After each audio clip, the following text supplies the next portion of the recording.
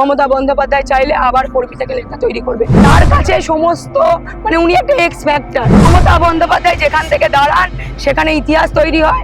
মমতা বন্দ্যোপাধ্যায় যেখান থেকে দাঁড়ান সেখানে লাইন তৈরি হয়। আপনিও অধিকারী, আমি অধিকারী, কিন্তু আমি শুভেন্দু অধিকারী নয়, আমি বের করতে পারবো। বাংলার মানুষ মমতা বন্দ্যোপাধ্যায়ের সাথেই থাকবে না। এবার ডিম ভাতের বদলে সাধারণ মানুষ মার খেয়েছে, তারপরেও সাধারণ কর্মীরা এসছে, সাধারণ মানুষ এসছে।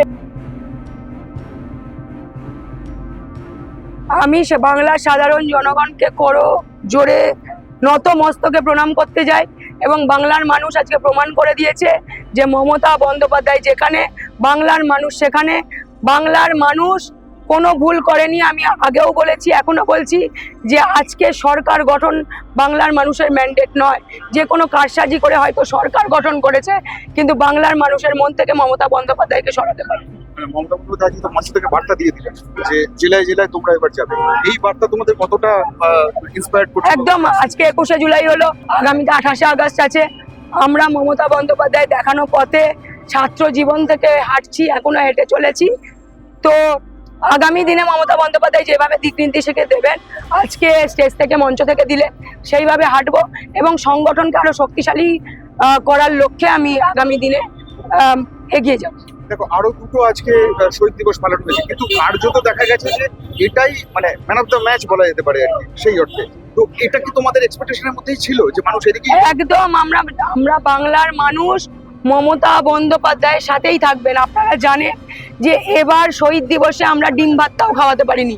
যেই ডিম ভাতটা নিয়ে এত কথা হতো, আমরা কোথাও যে রাখার জায়গা করতে পারিনি, আমরা বাসের টাকাটা দিতে পারিনি বা বাস দিতে পারিনি। তারপরেও সাধারণ মানুষ এসছে। এবার ডিম ভাতের বদলে সাধারণ মানুষ মার খেয়েছে, তারপরেও সাধারণ কর্মীরা এসছে, সাধারণ মানুষ এসছে। এই অন্যদিকে ঋতব্রত শিবির মাংস ভাত খাইয়ে ডেকেছে, তো সাধারণ মানুষ মাংস ভাত খেতে যায়নি। তার কারণ সাধারণ মানুষ বাংলার যে শক্তি, বাংলার যে মেয়ে, তার সাথে থাকতে চায়। সেটা তারা আজকে বার্তা দিয়ে দিয়েছেন, সেটা তারা আজকে বুঝিয়ে দিচ্ছেন। ওই মঞ্চ থেকে মদন মিত্র বলেছেন যে মমতা বন্দ্যোপাধ্যায় আমাদের দিকে আসুন, বলার উত্তরীয় খুলে দেবো। উনি তার উপর আমার নেত্রীকে নিয়ে ওনাকে এত ভাবতে হবে না, উনি ওনাকে নিয়ে ভাবুক। উনার বাড়িতে সমন গেছে, উনি চলে গেছেন ভালো তৃণমূলে, উনি ওনাকে নিয়ে ভাবুন। ওনাকে আমি করজোরে নিবেদন করছি, আমার নেত্রীকে নিয়ে ভাবা ছেড়ে দিন। আমরা আছি নেত্রীর সাথে। প্রিয়াঙ্কা, আজকের যে সিচুয়েশন, একে একে সমস্ত নেতা নেত্রী চলে গিয়েছেন, কিন্তু দেখা যাচ্ছে যে তোমরা একঝাঁক ছেলেমেয়ের সামনে এসছো এবং আলটিমেটলি এরকম একটা বড় কাণ্ড, তোমরা কর্মকাণ্ড খুব সাকসেসফুলি করলে। এটার পেছনে কারণটা? আজকে একটা কথা শেয়ার করি। দিদি স্টেজ থেকে নামার পর আমাদেরকে আদর করে গেছেন, বলেছেন ধন্যবাদ, তোমরা এত সুন্দর করেছো। আমরা দিদির কাছে ধন্যবাদ নিতে চাই না, আমরা দিদির এই যে ভালোবাসা দেখানো পথ, এই পথে হাঁটতে চাই। তার কারণ নেত্রী আমাদের কাছে আবেগ। এবং যারা চলে গেছে, নেতা, এমপি, এমএলএ চলে গেছেন, এই এমপি, এমএলএ, মন্ত্রীকে কে তৈরি করেছিলেন? মমতা বন্দ্যোপাধ্যায়। কর্মী থেকে নেতা তৈরি করেছিলেন, নেতারা চলে গেছে গাদ্দারি করে, কর্মীরা আছে, আমাদের মতো কর্মীরা আছে। মমতা বন্দ্যোপাধ্যায় চাইলে আবার কর্মী থেকে নেতা তৈরি করবে। মমতা বন্দ্যোপাধ্যায় একটা ম্যাজিক। তার কাছে সমস্ত উনি একটা এক্স ফ্যাক্টর। উনার কাছে কর্মীরা আছেন, উনি আবার চাইলে কর্মী থেকে নেতা তৈরি করে নেবেন। নেতা নিয়ে আমরা ভাবছি না। আমি আজকে নয় করে হলো অন্তত 16-17 জনের সঙ্গে কথা বলেছি, যারা এখানে এসছেন, বিভিন্ন জেলা থেকে এসছেন। তারা প্রত্যেকেই একটা ব্যাপারে নিশ্চিত, মমতা বন্দ্যোপাধ্যায় ফিরবেন। কেন ফিরবেন? বাংলার হাল ফেরাতে নাকি ফিরবেন, এটা তারা দাবি করছেন। এটাই কি কর্মীদের অক্সিজেন?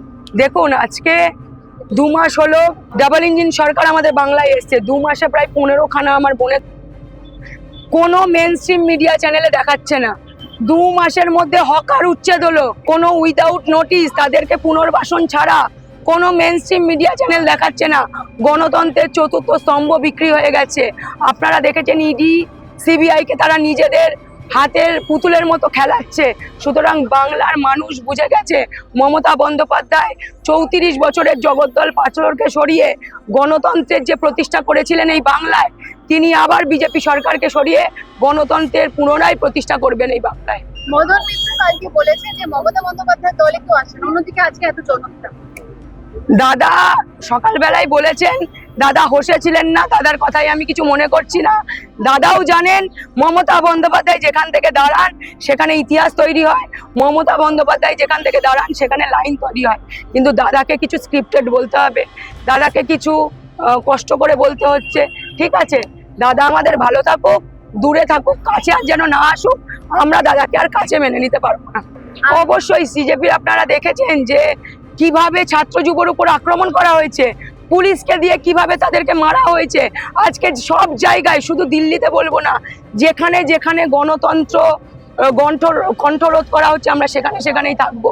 আপনারা জানেন বিভিন্ন ডবল ইঞ্জিন সরকারের ছাত্র যুবর কণ্ঠরোধ করা হচ্ছে, আমাদের শান্তিপূর্ণ মিছিলে হামলা করা হলো।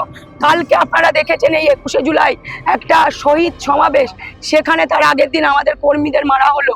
সুতরাং এই যে বিজেপি একটা কণ্ঠরোধ করতে চাইছে, সেইটার বিরুদ্ধে আমরা সব সময় রাস্তায় থাকবো মমতা বন্দ্যোপাধ্যায়ের নেতৃত্বে। গতকাল বিধানসভায় শুভেন্দু অধিকারী 21শে জুলাই রিপোর্ট পেশ করেছেন।